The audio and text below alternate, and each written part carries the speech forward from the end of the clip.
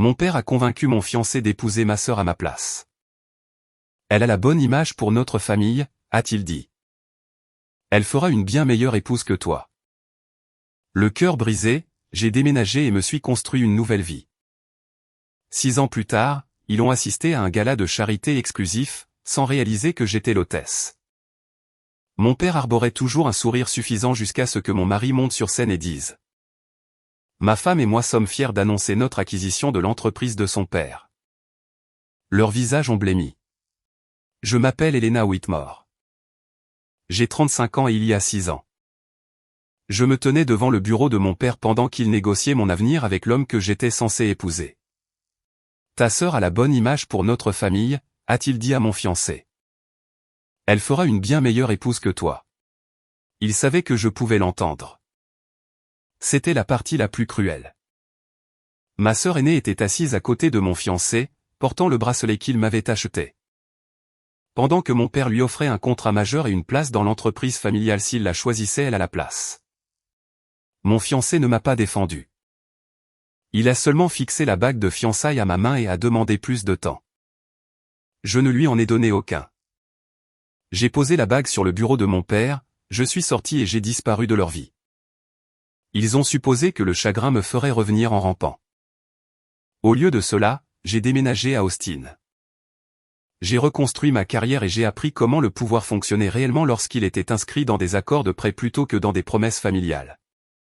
6 ans plus tard, mon père, ma sœur et l'homme qu'elle a épousé ont accepté des invitations à un gala de charité exclusif à Manhattan. Ils ne réalisaient pas que j'étais l'hôtesse. Mon père souriait encore d'un air suffisant lorsque les lumières de la salle de bal se sont tamisées. Et que mon mari est monté sur scène. Je me tenais à ses côtés sans dire un mot tandis qu'il regardait directement ma famille et annonçait. Ma femme et moi sommes fiers d'annoncer notre acquisition de l'entreprise de son père. Le sourire de mon père s'est évanoui. Ma sœur a agrippé le bras de son mari. Et l'homme qui m'avait échangé contre un avenir meilleur a enfin compris exactement quel avenir il avait jeté. Mais l'annonce n'était que le début. Au lever du soleil, mon père perdrait bien plus que son titre. Avant que je vous dise pourquoi mon fiancé l'a écouté et ce qui s'est passé après mon départ. Dites-moi quelle heure il est là où vous êtes en ce moment et d'où vous regardez. Je veux voir jusqu'où cette histoire voyagera ce soir. 6 ans plus tôt, le nom Whitmore ouvrait des portes, et mon père, Richard Whitmore, traitait chacune d'elles comme une preuve de son importance.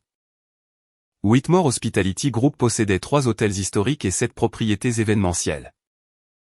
Haut de gamme dans tout le Nord-Est. Richard avait hérité du premier hôtel de mon grand-père. L'avait agrandi et avait transformé notre nom de famille en un produit. Après la mort de ma mère quand j'avais 13 ans. Notre maison est devenue une autre propriété qu'il gérait. Chaque dîner avait un plan de table. Chaque photo de vacances avait une palette de couleurs. Chaque fille avait un rôle. Ma sœur aînée, Victoria, était la façade. Elle était posée, belle et capable de se souvenir du conjoint, de l'université et du vin préféré de quiconque pouvait aider notre père. Il l'a nommée vice-présidente des relations publiques avant même qu'elle n'ait géré un seul employé. J'étais la machinerie derrière les murs. J'ai étudié la finance. Suis retournée dans l'entreprise et suis devenue directrice de la planification stratégique après avoir trouvé suffisamment d'erreurs de facturation pour sauver l'un de nos hôtels de la faillite. Richard utilisait mon travail et cachait mon nom. Lors d'un dîner avec 2 prêteurs, il a levé son verre vers Victoria et a dit: Voici l'avenir de Whitmore. Puis il a hoché la tête vers moi. Elena empêche les feuilles de calcul de nous embarrasser. La table a ri. J'ai ri aussi. Car j'avais appris que refuser de rire ne faisait que le pousser à me traiter de sensible sur le chemin du retour. Vous êtes-vous déjà assis à côté de votre propre famille pendant qu'il complimentait quelqu'un?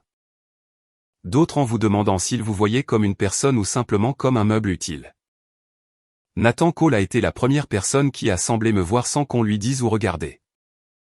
Son studio d'architecture redessinait l'un de nos hôtels. Lors de notre première réunion, Richard a interrompu ma présentation 2 fois. Et Victoria a répondu à ma place. Nathan a attendu, est revenu à mes prévisions et a dit: Le modèle d'occupation d'Elena change tout le cahier des charges du design. Peut-elle nous le présenter?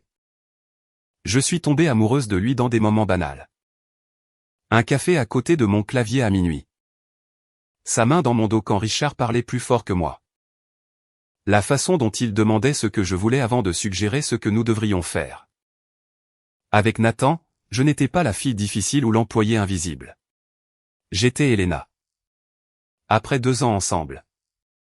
Il m'a demandé en mariage sur le toit inachevé de l'hôtel que nous avions sauvé. Il n'y avait pas de photographe, seulement des casques de chantier. Des boîtes à emporter et une bague tremblant entre ses doigts. J'ai dit oui avant qu'il ait fini la question. La réaction de Richard a été plus chaleureuse que ce à quoi je m'attendais. Il a embrassé Nathan, l'a appelé le fils dont cette famille a besoin.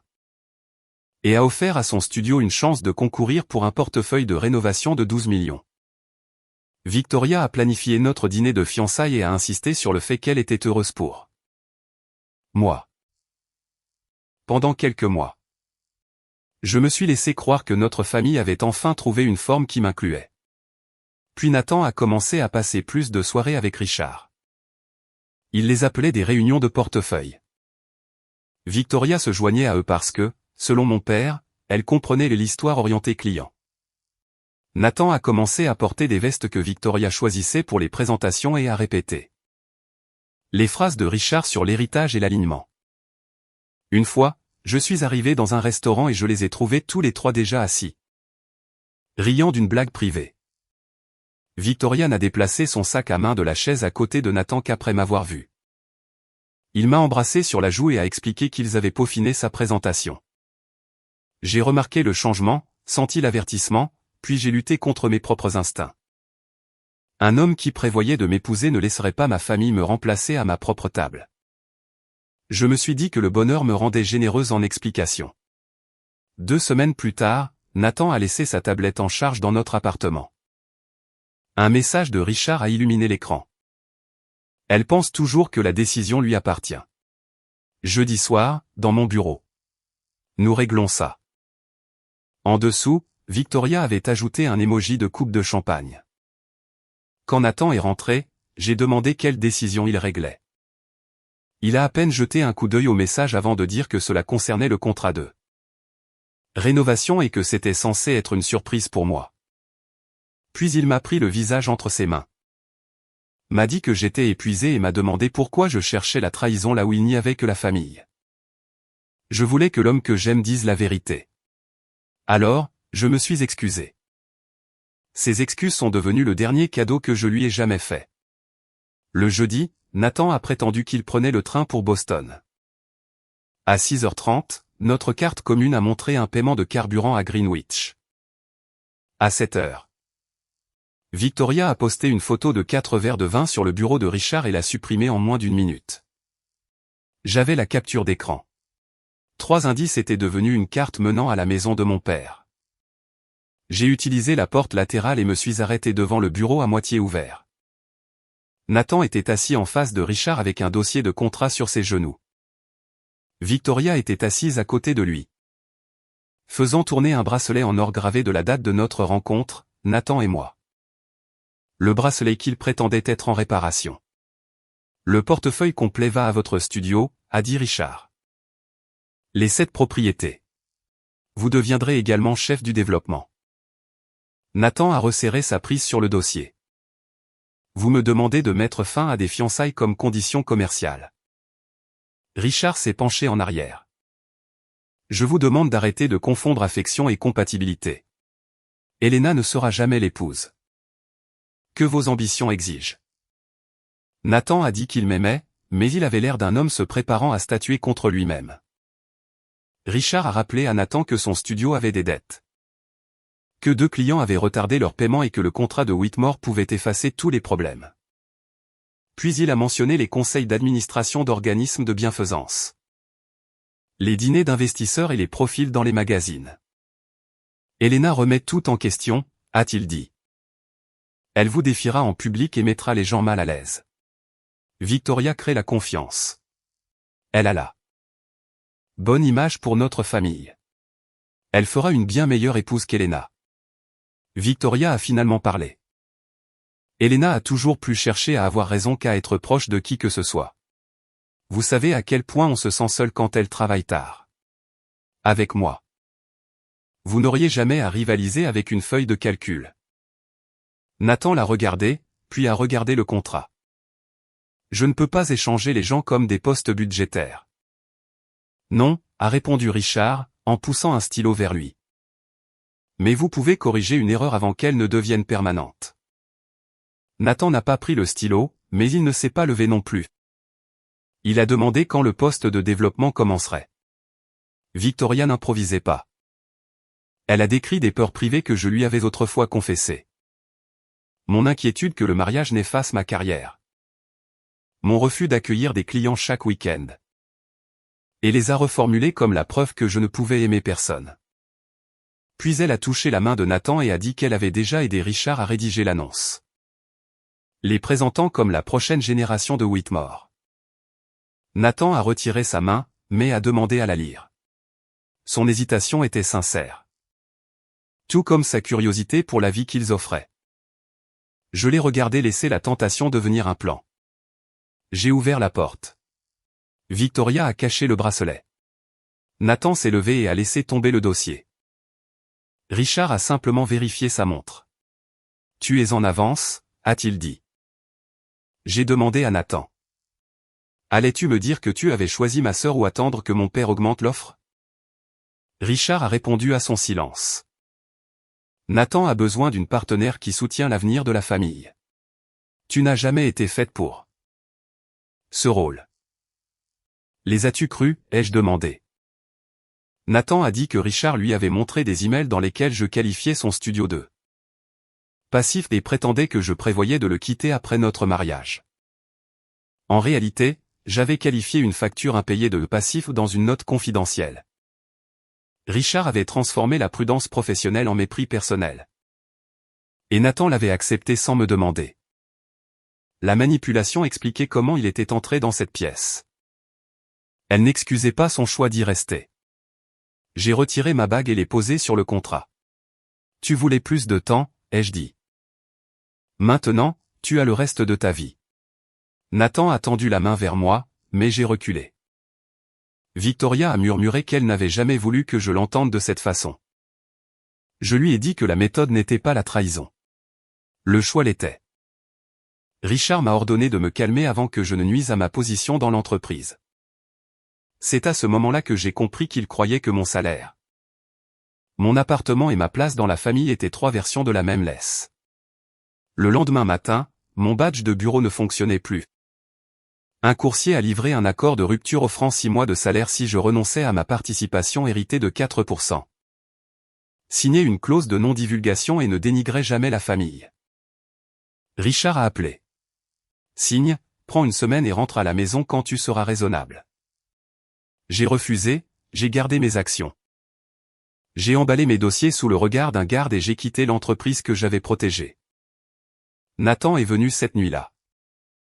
Il n'avait pas signé, a-t-il dit. Et Richard avait passé des mois à l'avertir que je le ferais se sentir petit. Sa peur était réelle, mais le courage se révèle parce que quelqu'un fait tout en ayant peur. Tu es resté assis pendant qu'il me mettait un prix, ai-je dit. Même sans toucher le stylo, tu les as laissés enchérir. Il a demandé un moyen de revenir en arrière. J'ai fermé la porte. 3 mois plus tard, il demandait Victoria en mariage. 7 mois après, il se mariait dans notre hôtel phare. Richard a envoyé l'annonce à tous les contacts professionnels que j'avais jamais connus. Une union qui assure la prochaine génération de la direction de Whitmore. Il avait transformé leur trahison en communiqué de presse. Quand les gens que vous aimez s'assoient ensemble et décident de votre valeur comme si vous étiez absente. Suppliez-vous pour une place ou construisez-vous enfin une table qu'ils ne pourront jamais contrôler? J'ai choisi Austin parce qu'aucun client de propriété Whitmore ou ami de la famille n'y attendait. Mon premier appartement avait des meubles empruntés et un climatiseur qui est tombé en panne en août. Cette première nuit, j'ai calculé mes économies restantes depuis le sol de la cuisine. J'avais approuvé des budgets de plusieurs millions de dollars. Pourtant, un reçu d'épicerie m'effrayait. Richard m'avait entraîné à confondre la proximité de son pouvoir avec la sécurité. Partir signifiait découvrir quelle partie de ma confiance m'appartenait. J'ai rejoint Marlowe Advisory en tant qu'analyste en restructuration. Mon premier client, une chaîne de motels familiaux, était enseveli sous une dette à taux variable. J'ai reconstruit son modèle de flux de trésorerie. Trouvé des frais de prêteur inappropriés et aidé à négocier 18 mois de répit. Quand le propriétaire a pleuré après que nous ayons sauvé 93 emplois. J'ai pleuré dans les toilettes.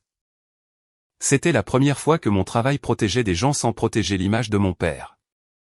La nuit la plus sombre est arrivée 4 mois plus tard lorsqu'un ancien collègue m'a envoyé leur vidéo de mariage. J'ai regardé Richard escorter Victoria à travers le hall que j'avais aidé à rénover. Elle portait le voile de ma grand-mère. Nathan se tenait sous le plan d'éclairage que nous avions choisi. Richard apportait un toast au visage parfait de la continuité. Et pendant un instant irrationnel, je me suis demandé si une salle pleine de gens puissants qui étaient d'accord rendait son jugement vrai. J'ai ouvert un vieil email de Nathan. J'aime la façon dont ton esprit refuse les réponses faciles. Puis j'ai supprimé la vidéo, bloqué tous les comptes liés au mariage et pris rendez-vous chez un thérapeute. La guérison n'a pas été spectaculaire. J'ai arrêté de vérifier leur nom pendant un jour, puis 3. J'ai appris à reconnaître la voix de Richard dans mes pensées. Quand une erreur faisait que cette voix me qualifiait de difficile, froide ou indigne d'amour. Ma thérapeute m'a appris à répondre avec des preuves. Pendant des semaines, le sommeil venait par fragments. Je me réveillais certaine d'avoir entendu la clé de Nathan. Puis je me souvenais qu'il n'avait jamais vécu à Austin. J'ai rédigé des messages à Victoria lui demandant comment elle pouvait porter le voile de notre grand-mère et les ai tous supprimés. Certains matins, Nathan me manquait si fort que la colère semblait plus facile que le deuil. La thérapie m'a forcé à admettre que je ne pleurais pas seulement un homme. Je pleurais le fantasme que le fait d'être choisi par lui avait enfin démenti mon père.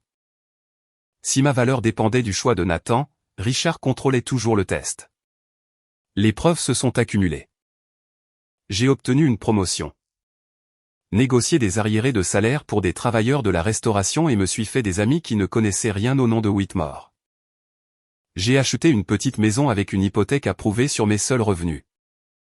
En tenant les clés. Je me suis souvenu de Richard disant que je reviendrais quand je serais raisonnable. Je les ai posés sur mon comptoir et j'ai ri jusqu'à ce que le son devienne un sanglot. J'ai aussi échoué. Ma première proposition de restructuration en solo a été rejetée parce que j'avais parfaitement modélisé les chiffres et sous-estimé les propriétaires effrayés dans la pièce. Mon instinct a été de travailler toute la nuit et de revenir avec plus de données. Priya m'a fait appeler chaque propriétaire à la place. J'ai écouté, révisé le plan et obtenu l'approbation. Richard m'avait appris que les erreurs exposaient la faiblesse.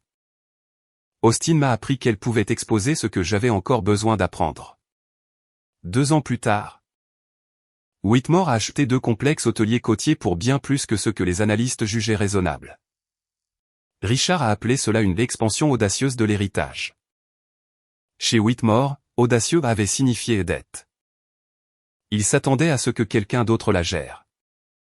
Les registres de propriété ont montré des hypothèques sur les hôtels plus anciens. Des poursuites de fournisseurs ont suivi. J'ai sauvegardé les documents, puis j'ai eu honte. Je ne voulais pas attendre que ma famille échoue. Ma mentor chez Marlowe, Priya Shah, a vu le dossier Whitmore ouvert sur mon bureau. Je lui ai dit assez de la vérité pour expliquer pourquoi mes mains tremblaient. Elle a fermé le dossier et a dit: savoir où un bâtiment est fissuré ne signifie pas que vous devez le faire tomber. Mais si des gens sont à l'intérieur, vous devriez décider si vous êtes prête à aider. Cette distinction est restée avec moi. Je ne voulais pas brûler l'entreprise de mon grand-père. Elle employait des centaines de personnes qui ne m'avaient jamais trahi. Si le jour venait où la vanité de Richard menaçait leurs moyens de subsistance, sauver l'entreprise et le démettre de ses fonctions pourrait être le même acte. Ce jour semblait lointain quand j'ai rencontré Daniel Mercé de l'autre côté d'une table de négociation. Son cabinet possédait une dette de premier rang dans un groupe hôtelier que mon équipe sauvait. Je m'attendais à un homme qui confondait levier et intelligence. Au lieu de cela, il a écouté pendant que je démantelais sa proposition. Que je rayais ses frais de liquidation et que je lui demandais de concevoir une meilleure solution.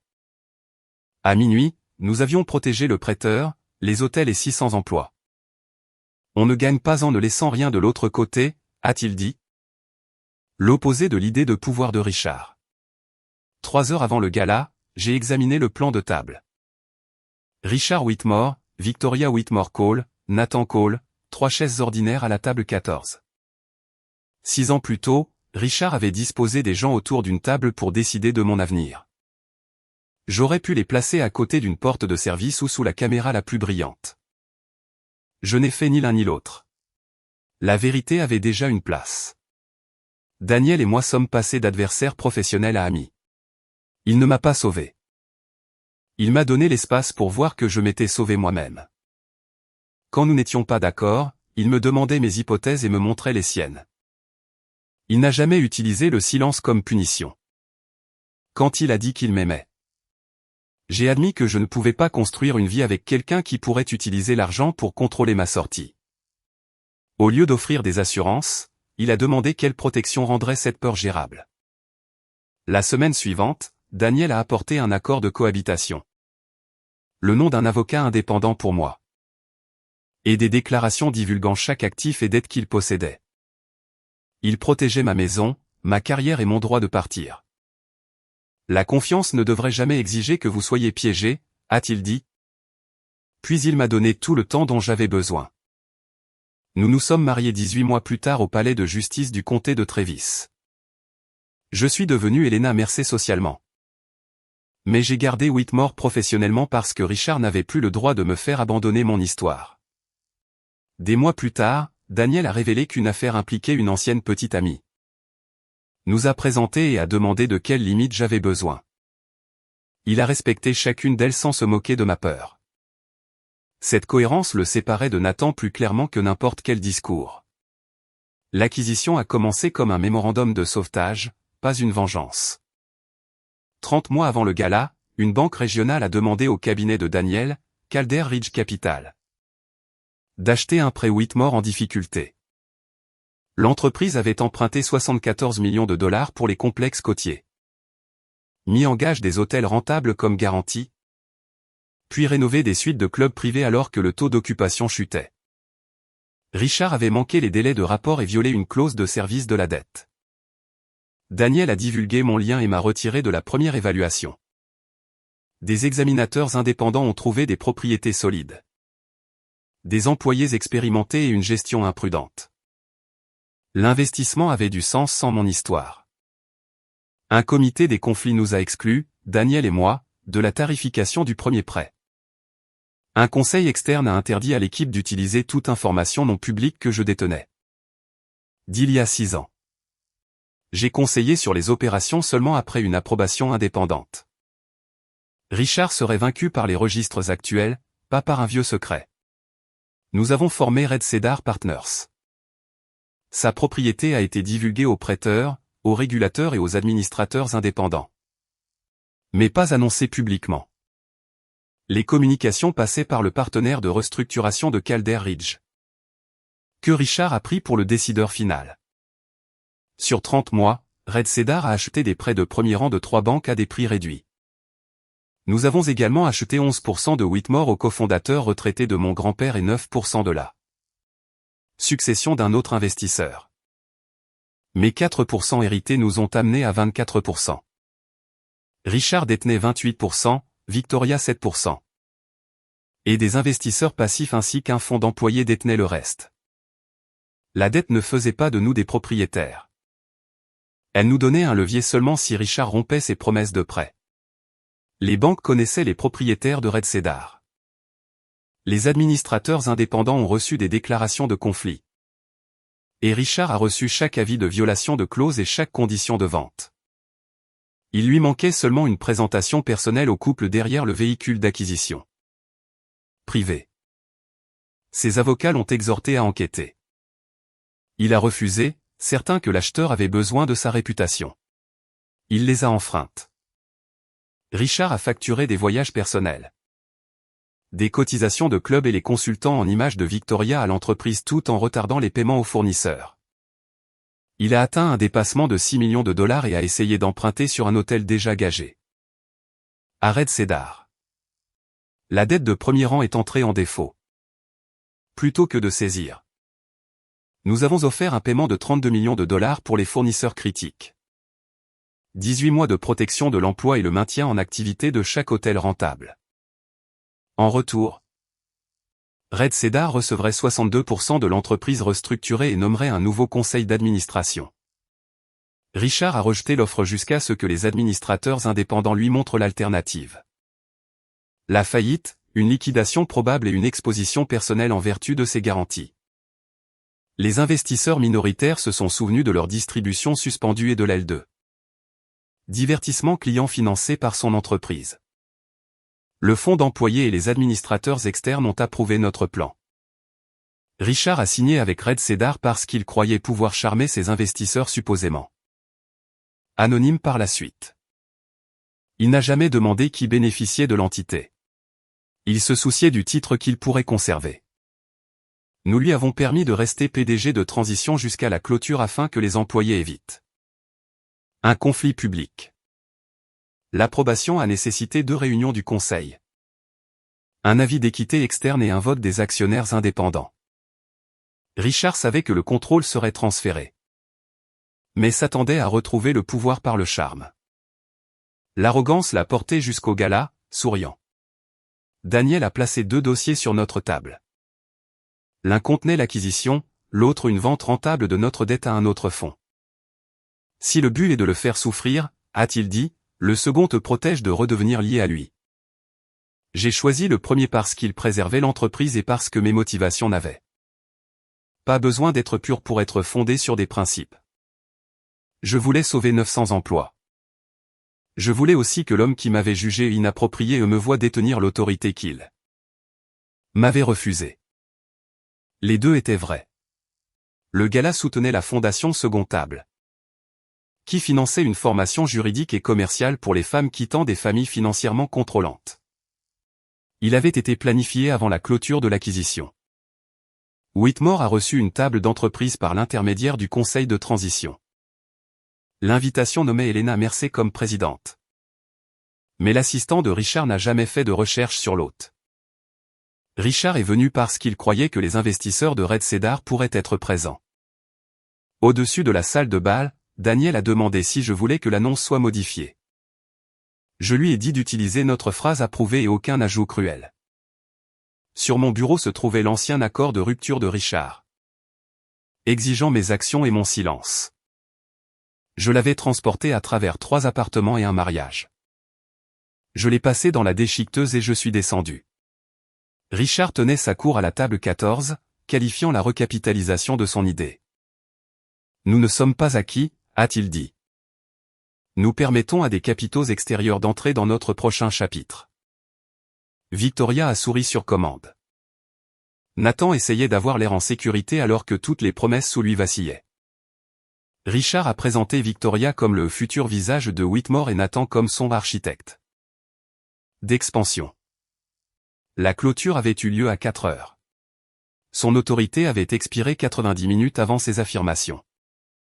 Il a porté un toast à la continuité familiale et a promis que le nouveau conseil reconnaîtrait sa valeur. Une administratrice externe a baissé les yeux. Richard a pris le silence pour un accord. Même après avoir cédé le contrôle, il croyait que la confiance en soi pouvait réécrire la réalité. Victoria m'a vu la première. Elena, qu'est-ce que tu fais ici? Richard m'a regardé de haut en bas. Toujours en train de trouver ton chemin dans les pièces importantes. J'aurais pu lui montrer la résolution du conseil dans mon sac. Au lieu de cela, j'ai dit, j'étais sur le point de vous accueillir. Un directeur d'événements a demandé si je voulais que les administrateurs soient rassemblés pour les photos. Richard a remarqué l'insigne d'hôte sur ma veste alors qu'un écran affichait Elena Mercer, fondatrice et présidente du gala. Victoria a murmuré mon nouveau nom de famille. Avant que quiconque puisse parler, Daniel nous a rejoints. Nathan a remarqué mon alliance. Victoria a resserré sa prise sur son bras. Richard n'a jamais demandé si j'étais heureuse. Il a jaugé Daniel comme il avait jaugé Nathan, essayant déjà de rendre ma vie utile pour lui. Je les ai présentés simplement. Papa, voici Daniel Mercer, mon mari. Daniel, Richard Whitmore. Richard a reconnu le nom Mercer des rapports de Calder Ridge. Le calcul a remplacé le mépris avant qu'il ne tende la main. J'entends que vos gens sont impliqués avec notre nouveau partenaire financier. Daniel l'a serré une fois. Très impliqué. Le sourire suffisant de Richard est revenu. Il pensait avoir trouvé une échelle. Il a dit à Daniel que je manquais de tempérament pour l'hôtellerie et a proposé une réunion pour expliquer la stratégie de Whitmore. Daniel m'a jeté un coup d'œil. J'ai secoué la tête. Richard avait voulu un public toute sa vie, il allait enfin en avoir un. Le programme montrait des femmes qui avaient utilisé nos subventions pour ouvrir des entreprises et échapper à la dette forcée. Le gala a récolté plus de 4 millions de dollars. Le maître de cérémonie a invité les fondateurs sur scène. Daniel est sorti. J'ai suivi et je me suis tenu silencieusement à côté de lui. Richard continuait de parler et de sourire jusqu'à ce que le logo de Whitmore apparaisse à côté d'eux. Celui de Red Cedar sur l'écran. Daniel a remercié les donateurs, a annoncé le total des subventions, puis a fait une pause. Ce soir, il s'agit de ce qui devient possible lorsque les gens contrôlent leur propre nom. Leur travail et leur avenir, a-t-il dit. Cela en fait le bon endroit pour partager une autre nouvelle. Ma femme et moi sommes fiers d'annoncer notre acquisition de l'entreprise de son père. Whitmore Hospitality Group. Leurs visages ont blêmi. Le sourire de Richard a survécu une demi-seconde après que ses yeux ont changé, puis s'est effondré. Victoria a eu le souffle coupé. Son entreprise. Nathan ne regardait que moi. Il a finalement compris que l'ambition qu'on lui avait appris à craindre était la qualité qui avait construit tout ce qui l'entourait. Les applaudissements se sont propagés des donateurs aux prêteurs et aux employés de Whitmore. Richard a cherché quelqu'un pour rejeter l'annonce. Personne ne l'a fait. Victoria a murmuré qu'il avait promis de conserver le contrôle. Nathan a lu silencieusement mon nouveau titre. Leur panique ne pouvait pas changer mon prochain mouvement. Daniel a continué sans triomphe. Les dettes des fournisseurs seraient payées. Les employés conservés et les propriétés historiques réinvesties.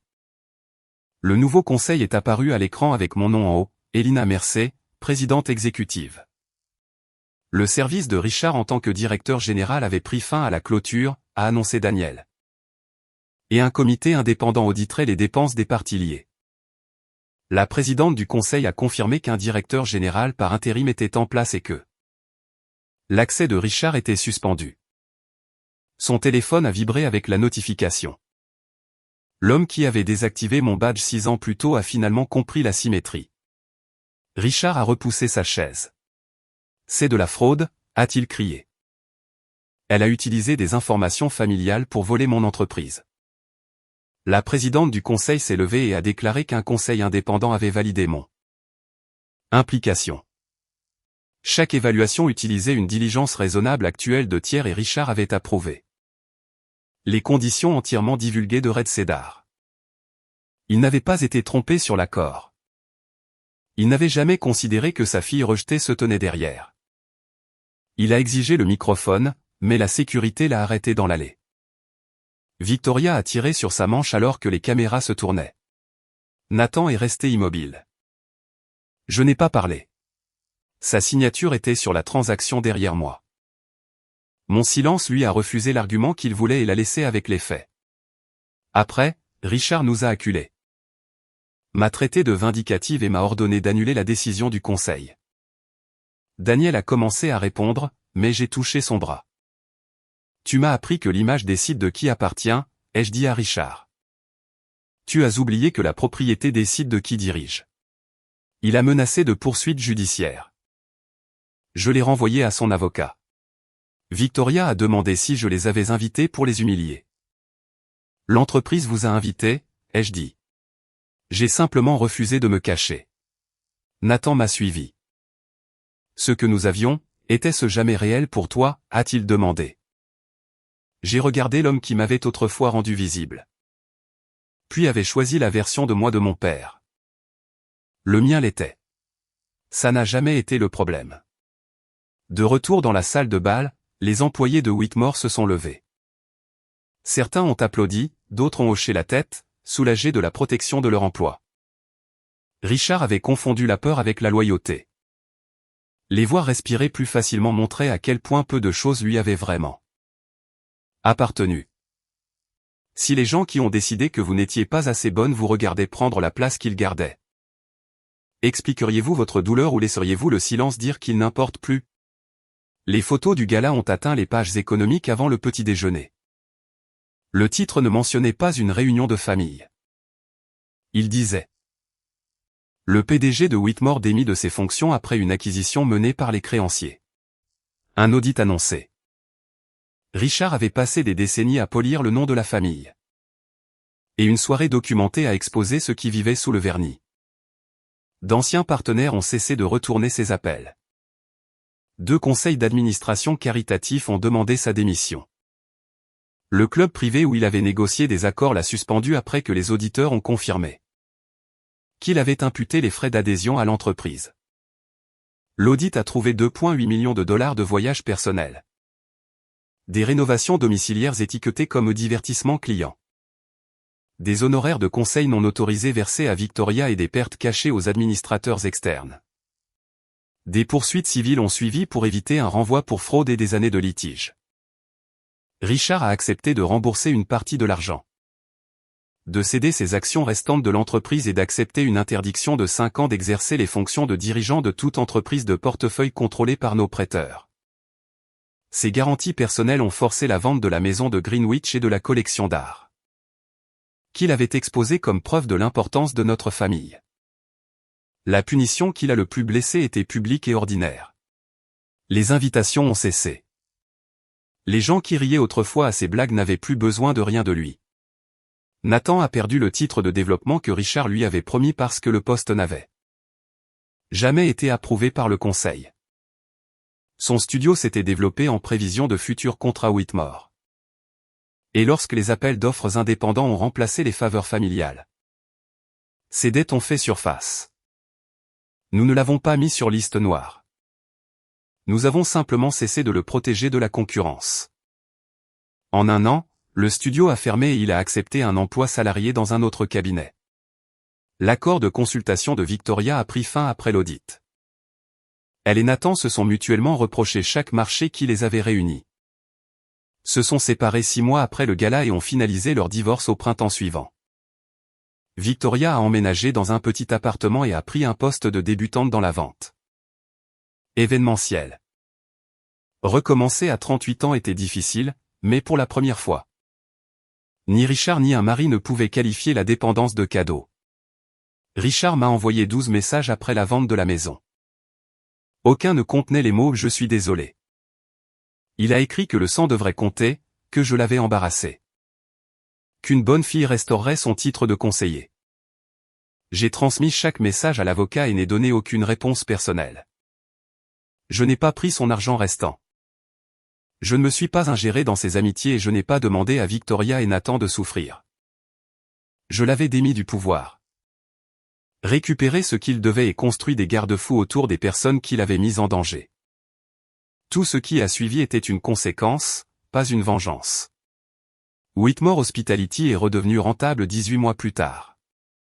Nous avons vendu un complexe hôtelier en faillite. Rénover les logements des employés que Richard avait ignorés et ajouter une représentation des travailleurs au conseil d'administration. J'ai gardé le nom Whitmore sur les hôtels parce que le travail de mon grand-père et les moyens de subsistance de chaque employé étaient plus importants que l'ego de mon père. Daniel n'a jamais demandé la chaise à côté de la mienne. Il est resté mon partenaire, pas mon propriétaire. Les gens imaginent parfois que ma victoire a été le moment où le visage de Richard a blêmi. C'était satisfaisant, mais ce n'était pas la victoire la plus profonde. La victoire la plus profonde a été de découvrir que je n'avais plus besoin qu'il regrette de m'avoir perdu. Des excuses n'auraient pas rendu mon mariage plus sûr. Mon travail plus précieux ou ma vie plus réelle. Son indifférence m'avait autrefois rendu invisible. Mon indifférence m'a finalement rendu libre. Si quelqu'un qui a autrefois décidé de votre vie pour vous devait vous regarder vous tenir au-dessus de la place qu'il vous a refusée sans jamais vous donner les excuses que vous méritiez, le regarderiez-vous une dernière fois ou vous détourneriez-vous pour de bon? Dites-le moi dans les commentaires. Parfois, la vengeance la plus forte n'est pas de détruire les gens qui vous ont fait du mal. C'est de construire une vie si pleinement la vôtre que leur jugement devient sans importance. Cette histoire est entièrement fictive et destinée uniquement à des fins de divertissement et d'éducation.